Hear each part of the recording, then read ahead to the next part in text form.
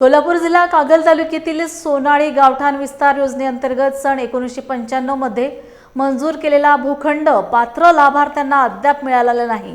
तो त्वरित द्यावा, अन्यथा विविध मार्गाने आंदोलन वेळप्रसंगी मंत्रालयापर्यंत धडक मारू असा इशारा ग्रामस्थांनी लॉर्ड बुद्धा टीव्ही चॅनलशी बोलताना दिलाय। याबाबत तहसीलदार यांना निवेदन देण्यात आले। गरीब, गरजू व भूमिहीन कुटुंब घरकुलासाठी अनेक वर्षांपासून प्रतीक्षेत आहेत।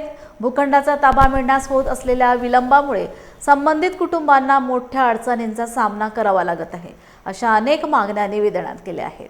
त्यापूर्वी म्हणजे 1995-94च्या पूर्वी ज्या गरजू पात्र लाभार्थ्यांना घरं नव्हती किंवा जे प्लॉट नव्हते घरं बांधण्यासाठी त्यांना गावठाण विस्तार योजना सुरू करण्यात आली होती आणि या गावठाण विस्तार योजनेतून या लाभार्थ्यांनी शासकीय चलन भरून प्लॉटची मागणी केली होती, भूखंडचीच मागणी केली होती आणि त्या आधारे जे ग्रामसभेमध्ये चर्चा होऊन या पात्र लाभार्थ्यांची 73 पात्र लाभार्थ्यांची त्या काळात निवड करण्यात आलेली होती।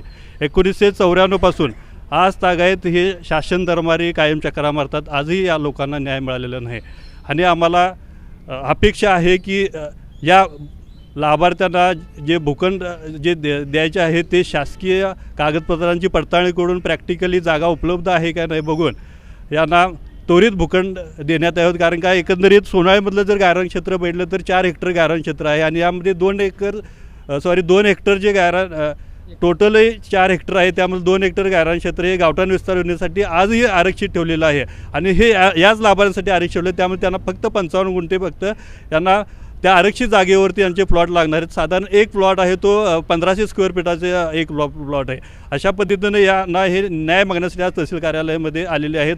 तर यांची पुढची भूमिका आहे, जर न्याय नाही मिळाला तर कलेक्टर ऑफिस, त्यानंतर मंत्रालय आणि परत मुंबईमध्ये धडक मारण्याचा इशारा या ठिकाणी या ग्रामस्थांनी दिलेला आहे। आम्ही आता 1-2 निवेदन दिले इथून मागं, आता 1-2दा आम्ही देणार आहे। नसेल तर म्हणून उपोषणाला आम्ही बसणार, वेळ पडला तर मंत्र्याला धडक आम्ही मारू।